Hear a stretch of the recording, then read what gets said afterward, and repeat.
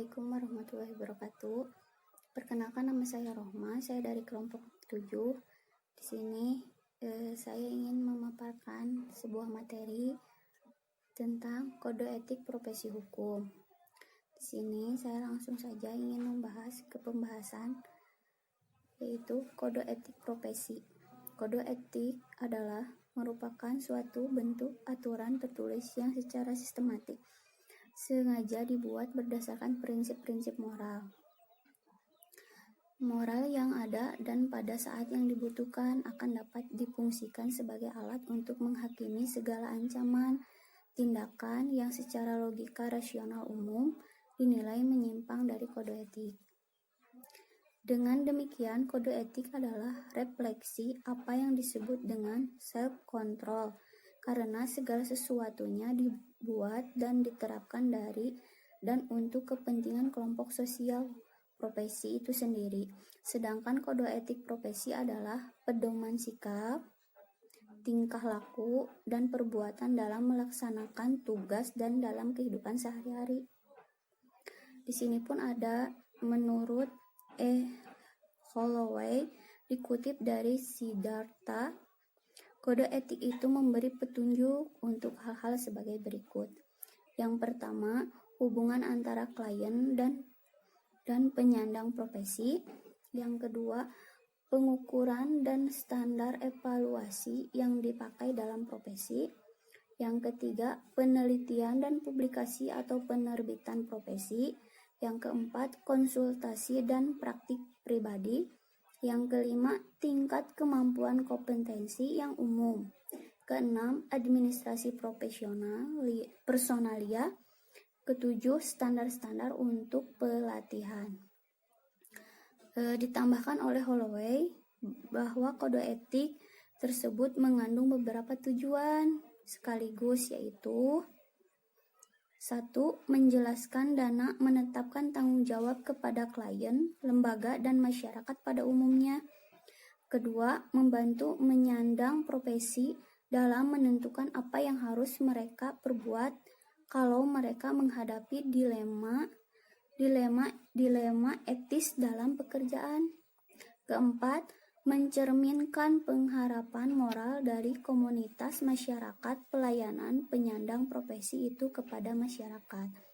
Dan yang kelima, merupakan dasar untuk menjaga kelakuan dan integritas atas kejujuran dari penyandang profesi itu sendiri.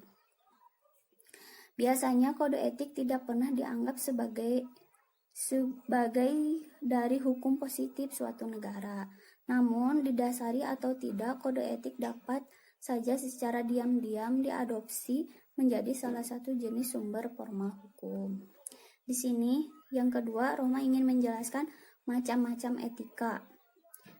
Etika di sini ada dua, yaitu etika deskriptif dan etika normatif. Etika deskriptif yaitu yang menelaah secara kritis dan rasional tentang sikap dan perilaku manusia, serta apa yang dikejar oleh setiap orang dalam hidupnya sebagai sesuatu yang bernilai. Artinya, etika deskriptif itu sendiri berbicara mengenai fakta-fakta yang terkait dengan situasi dan realitas yang membudaya. Di sini ada juga etika normatif, yaitu menetapkan sebagai sikap dan perilaku yang ideal dan seharusnya dimiliki oleh manusia, atau apa yang seharusnya dijalankan oleh manusia dan tindakan apa yang bernilai dalam hidup ini. Jadi etika normatif itu sendiri merupakan norma-norma yang dapat menuntun agar manusia bertindak secara baik dan menghindarkan hal-hal yang buruk sesuai dengan kaidah atau norma yang disepakati dan berlaku di masyarakat. Cukup sekian yang Rohmah paparkan. Selanjutnya akan dilanjutkan oleh teman-teman yang lain. Mohon maaf apabila ada kekurangan. Assalamualaikum warahmatullahi wabarakatuh. Bismillahirrahmanirrahim. Assalamualaikum warahmatullahi wabarakatuh. Alhamdulillahirrahmanirrahim. ishrah li sadri wa yassir li amri wahlul 'uqdatam min lisani yafqahu qawli. Amma ba'du. Perkenalkan, nama saya Abu Masmur dari kelompok 7. Di sini saya akan memperjelaskan sebuah materi tentang kode etik.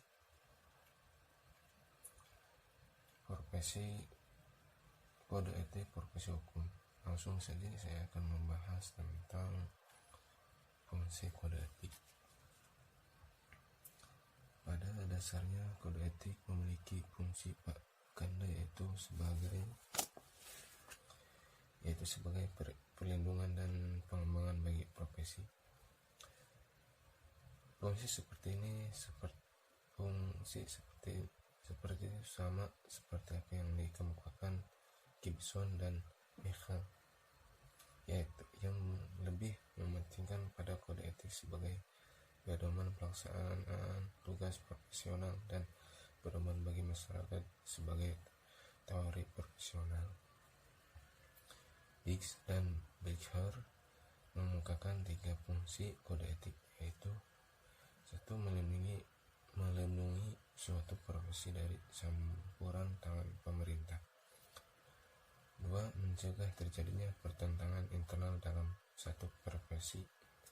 Yang ketiga, melindungi para praktisi dari kesalahan praktik suatu profesi.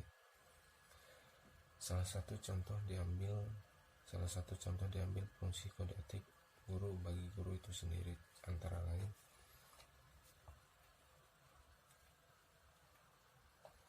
1.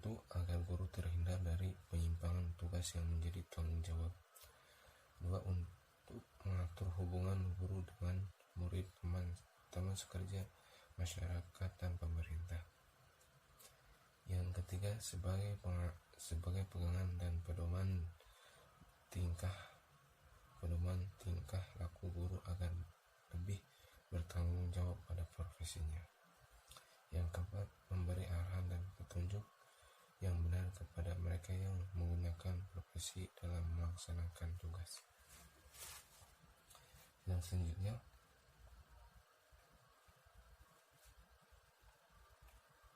etika hubungan guru dengan peserta didik menuntut terciptanya hubungan berupa loving relationship, yaitu hubungan yang bersifat membantu dengan mengupayakan terjadinya iklim belajar yang kondusif bagi perkembangan peserta didik dengan ditandai adanya perilaku. Yang selanjutnya, etika hubungan garis dengan pimpinan di sekolah menuntut adanya kepercayaan bahwa guru percaya pada pemimpin dan memberi tugas dapat dan sesuatu dengan kemampuan, serta guru percaya setiap apa yang telah dikerjakan mendapatkan imbalan, dan sebaliknya, bahwa pemimpin harus yakin bahwa tugas yang telah diberikan telah dapat untuk dilaksanakan guru.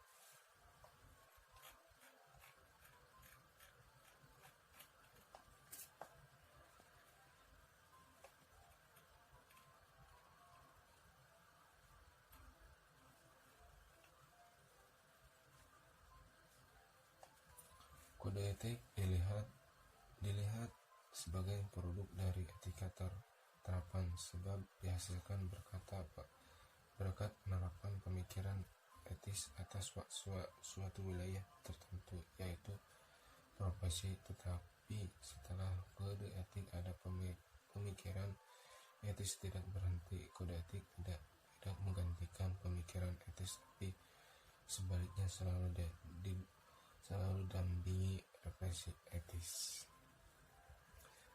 Cukup sekian presentasi dari saya.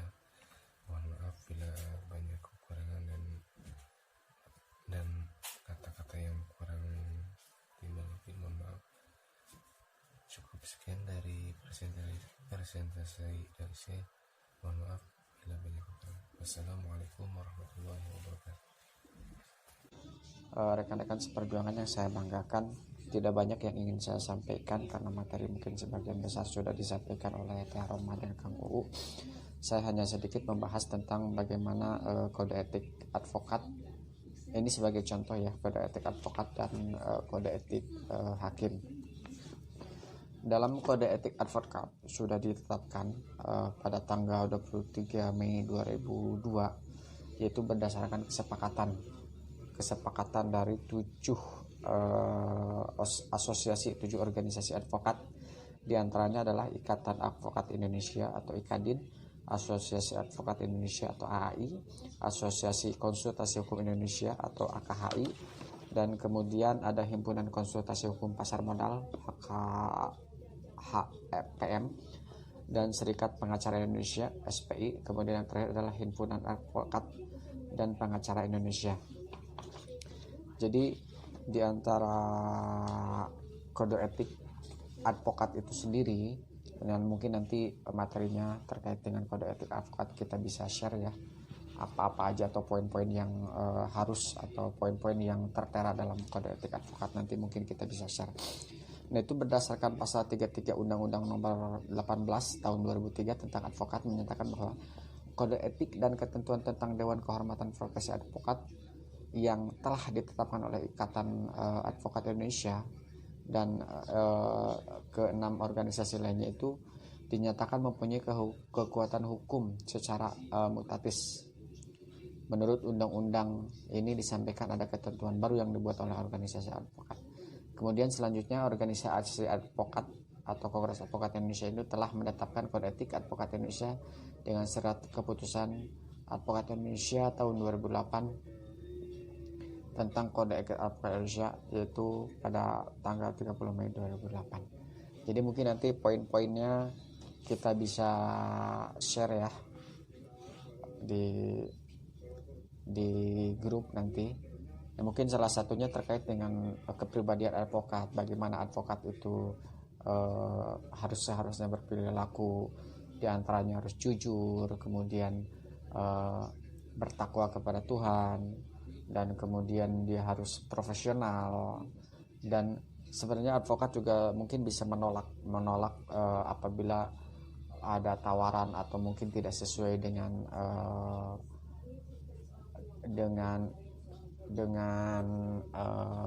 profesinya dia, atau mungkin tidak sesuai dengan karakternya dia, itu boleh menolak.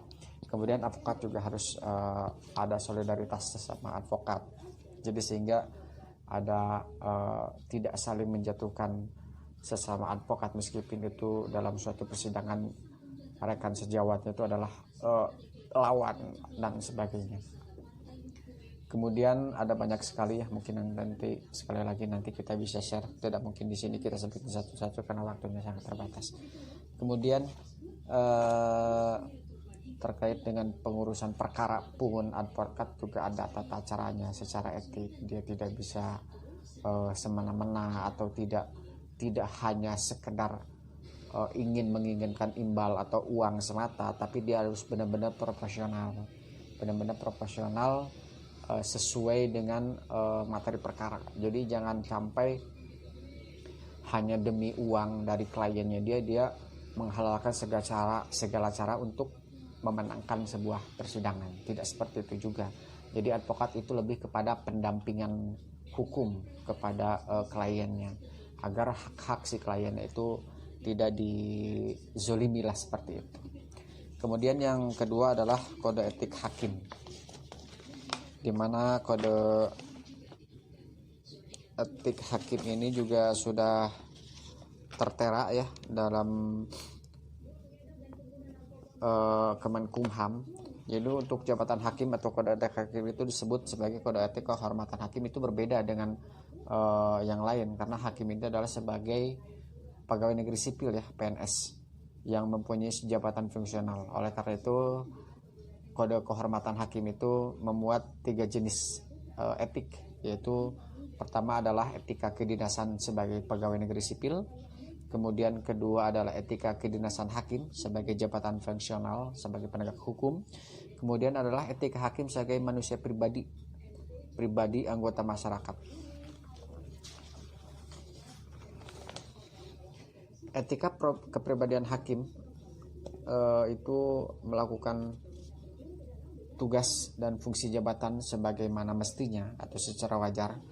Kemudian etika pelayanan terhadap mereka yang mencari keadilan. Kemudian adalah etika hubungan secara sesama hakim. Kemudian etika pengawasan terhadap hakim. Jadi untuk hakim sendiri itu ada banyak sekali ya etika atau kode etik. Selain dia sebagai penegak hukum, dia juga sebagai PNS harus mengikuti kode etik sebagaimana dia PNS. Seperti dalam pilkada misalkan harus dia menjaga netralitas, jangan sampai berpihak kepada salah satu calon dan lain sebagainya.